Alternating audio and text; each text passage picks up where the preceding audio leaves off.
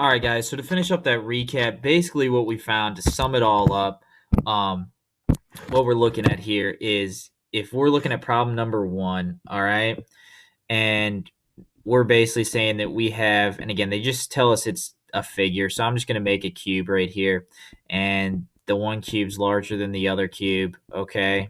So this is just to get an example in your head.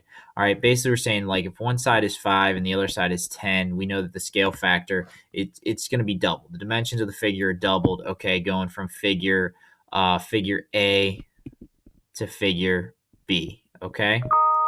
Now, what we're basically saying is if the surface area of this figure right here, figure A, let's say the surface area is, I don't know, let's say it's 20, okay? Then we know the surface area of figure B is going to be four times larger. So basically what we do is 20 times 4, that's going to be 80, okay? So just to get a picture in your head of what we're doing here, okay? So nothing's really, the figures aren't changing. We're just finding out more about the figures, okay? So hopefully that makes sense. If it doesn't, guys, like join a Zoom session or something, get some extra help, send me some prompts I can work it through. All right, so I'm going to erase this, and we are going to move on to problem number 2, okay? So problem number 2 tells you the surface area of the figure is 62 centimeters, okay? 62 centimeters, so we're probably going to use that at some point. If the dimensions are multiplied by 5, boom, got it, multiplied by 5. Okay, so our A in this one is 5. The last one was doubled. This time we're multiplying it by 5. What will the surface area of the new figure be? So this one just asks a little bit more, okay? What's the surface area of the new figure? So the first thing we have to do is the first thing we did in the problem before. We know A is 5. So we're looking for A squared, since it's a surface area example, to find how many times larger the surface area will be. So we take 5, we square it, that gives us 25. Okay? So we know that the original figure is 62 centimeters, okay? So to solve this one, we have our original figure. Okay, so let's say our original figure is, I don't know, a cylinder. Okay, so our original figure is a cylinder, and we know that the surface area is 62.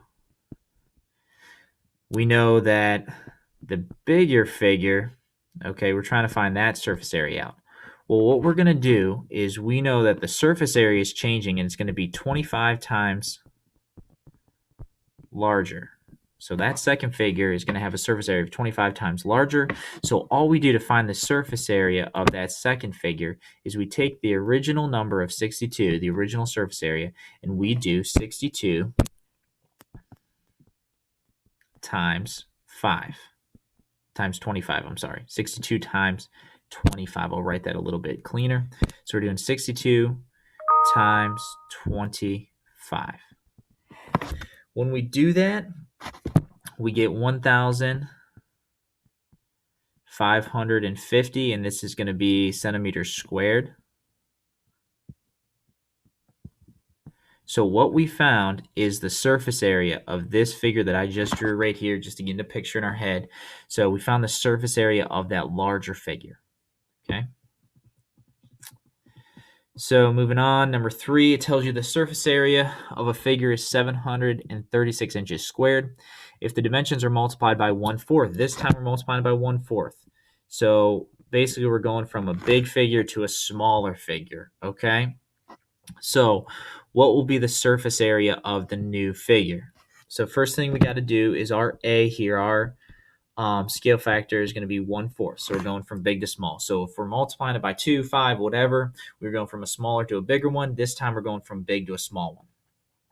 So what we have to do is we take this 1/4 and we square it. When we do that, basically you're saying 1 squared over 4 squared.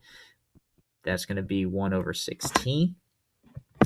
And we take that, and it looks like the video is going to end, so we'll finish this one up on the next video, guys. Finish it up on the next video.